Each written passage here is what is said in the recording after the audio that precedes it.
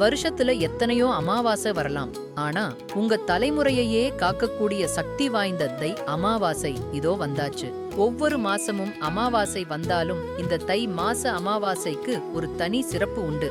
இதை மௌனி அமாவாசைன்னும் மாஹி அமாவாசைன்னும் ஞானிகள் கொண்டாடுறாங்க. ஏன்னா தேவர்களுக்கு விடியற்காலை பொழுதான உத்தராயண புண்ணிய காலத்துல வர்ற முதல் அமாவாசை இது.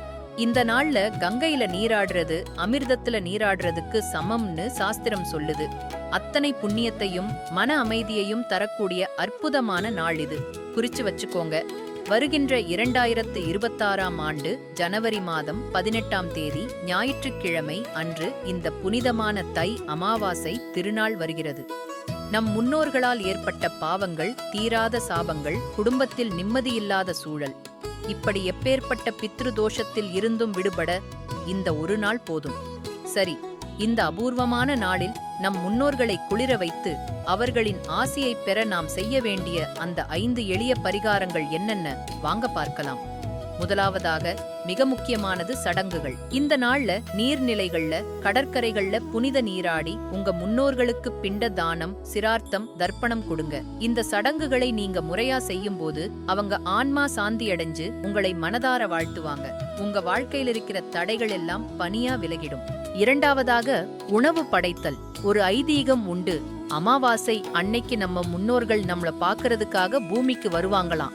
அவங்க பசியோட திரும்பி போகலாமா? அதனால அவங்களுக்கு பிடிச்ச உணவை படைச்சு வழிபடுங்க. அந்த திருப்தி உங்க பரம்பரைக்கே செழிப்பை கொடுக்கும்.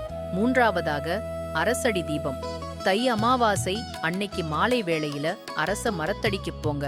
அங்க பிரம்மா, விஷ்ணு, சிவன் 3 பேரும் வாசம் செய்யறதா ஐதீகம். அந்த மரத்தடியில கடுகு எண்ணெயில ஒரு தீபம் ஏற்றி வைங்க. அந்த ஜோதி இருட்டில் தவிக்கும் உங்கள் முன்னோர்களின் ஆன்மாவுக்கு வழிகாட்டி அமைதியை தரும். நான்காவதாக அன்னதானம். தானத்தில் சிறந்தது அன்னதானம். இந்த நாள்ல உங்களால முடிஞ்சது ஒரு 2 பேருக்காவது வயிறார சாப்பாடு போடுங்க. குறிப்பா வயசானவங்களுக்கோ ஏழைகளுக்கோ நீங்க கொடுக்கிற அந்த ஒரு பிடி சோறு நேரடியா உங்க முன்னோர்களுக்கே போய் சேரும்னு சாஸ்திர சத்தியம் சொல்லுது. ஐந்தாவதாக மிக எளிமையான ஒரு பரிகாரம். வீட்ல இருந்தபடியே உங்க முன்னோர்களை மனசார நினைச்சுக்கோங்க. ஒரு செம்பு தண்ணியும் கொஞ்சம் கருப்பு எள்ளும் எடுத்து அவங்க பேரைச் சொல்லி இறைத்து வழிபடுங்க. அந்த எளிமையான அன்பை அவங்க ஏத்துப்பாங்க. அதுவே எப்பேற்பட்ட பித்ருதோஷத்தால வர்ற துன்பமா இருந்தாலும் அதிலிருந்து உங்களை காப்பாற்றும். வரக்கூடிய இந்த தை அமாவாசையை தவற விட்டுடாதீங்க. இந்த சின்ன பரிகாரங்களை செஞ்சு உங்க முன்னோர்களின் பரிபூரண ஆசியை பெறுங்க. உங்க வாழ்க்கை நிச்சயம் செழிக்கும்.